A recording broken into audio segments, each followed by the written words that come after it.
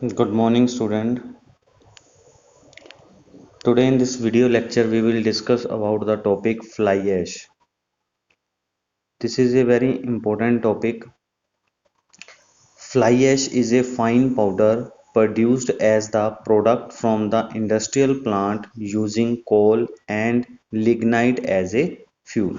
तो फ्लाई ऐश होता क्या है? ये एक तरह का बेस्ट प्रोडक्ट है जो हमें कोल इंडस्ट्री से मिलता है।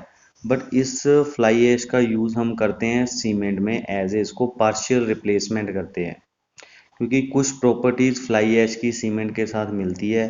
तो हम क्या करते हैं, फ्लाई ऐश को सीमेंट को पार्शियली रिप्लेस कर देते हैं फ्लाई ऐश से। तो इस लेक्चर में हम यही बात डिस्कस करेंगे कि फ्लाई ऐश क्या है, इसकी प्रॉपर्टीज क्या है, ये कैसे बनती है और इसको हम कैसे सीमेंट में यूज कर सकते हैं as a partial replacement of cement, right.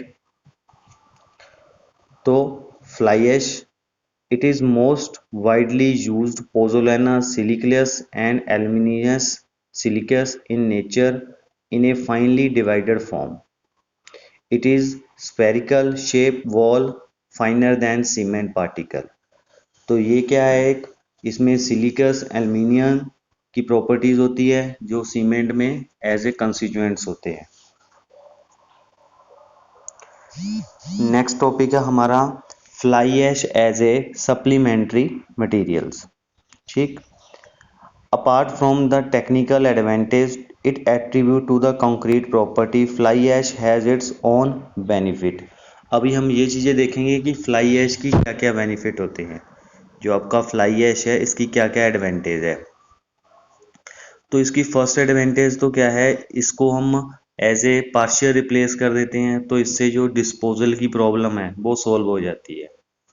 Problem of disposal in India alone we produce 75 million ton of fly ash every year, the disposal of which has become a serious environmental problem.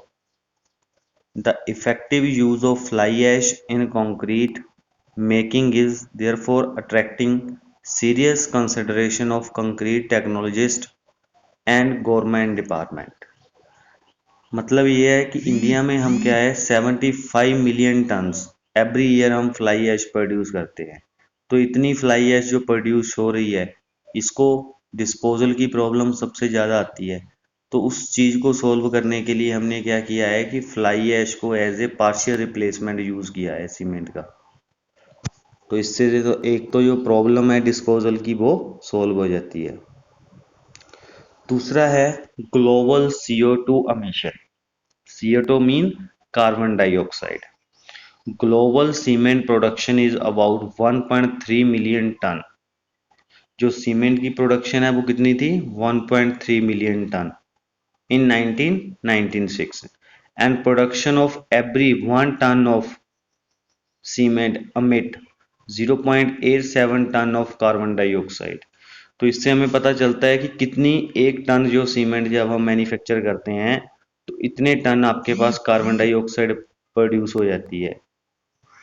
तो उसकी वजह उससे वजह environmental problems आती है। इन ए broader term 7% of global CO2 emission can be attributed to the Portland cement industry। तो जो हम ब्रॉडली अगर हम डिफाइन करें तो ये हम कह सकते हैं कि 7% जो पूरे वर्ल्ड में कार्बन डाइऑक्साइड प्रोड्यूस हो रही है वो 7% कहाँ से हो रही है, आपकी पोर्टलैंड सीमेंट इंडस्ट्री प्रोड्यूस कर रही है 7% वर्ल्ड की कार्बन डाइऑक्साइड। तो फ्लाई ऐश को हम यूज कर सकते हैं एज ए कंक्रीट, इन्हें कंक्रीट में यूज कर सकते हैं। तो अभी हम देखेंगे, ये डायग्राम दिख रहा है आपको। तो ये आपका क्या है, फ्लाई ऐश है जो एक बेस्ड प्रोडक्ट है। बट इस बेस्ड प्रोडक्ट को हम कंक्रीट में यूज करेंगे उसकी स्ट्रेंथ इंक्रीज करने के लिए और पार्शियल रिप्लेस करने के लिए, राइट। अब देखो, fly ash could be an extensive replacement for Portland cement in concrete. So this is the most important line जिसमें बताया गया है कि हम सीमेंट को रिप्लेस कर सकते हैं फ्लाई ऐश से। And using it improve strength, segregation, ease of pumping concrete.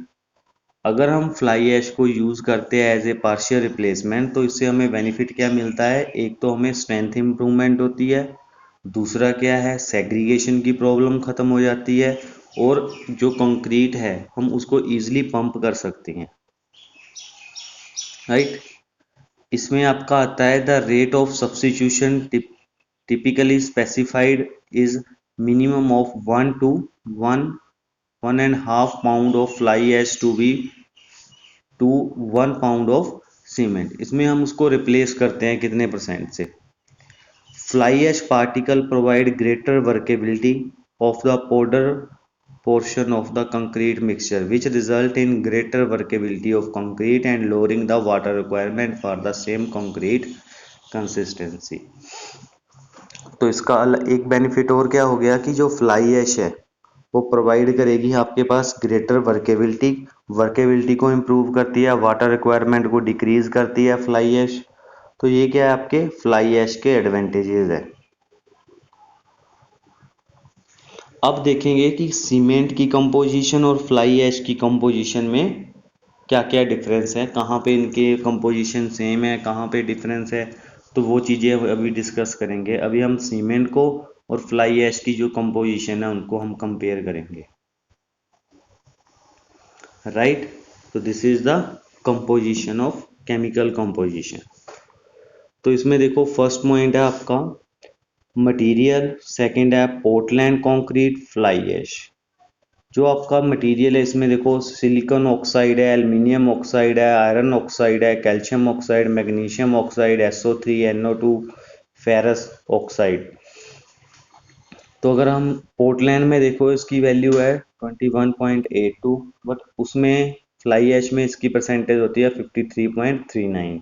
Similarly Portland cement में एल्युमिनियम ऑक्साइड की परसेंटेज होती है 6.49, जो कि आपकी फ्लाई ऐश में है 16।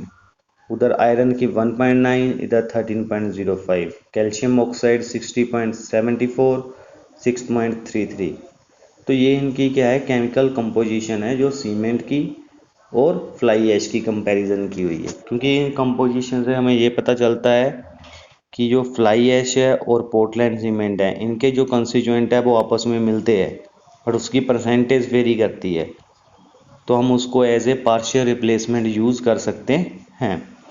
Fly ash are amorphous glasses due to the rapid cooling.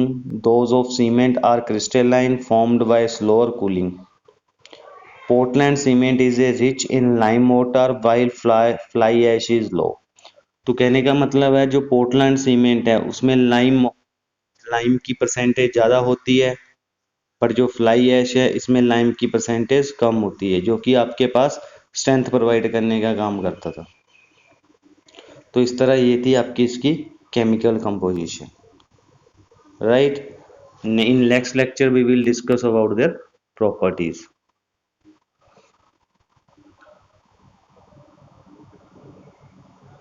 So this is the physical aspect that we will discuss in the next lecture.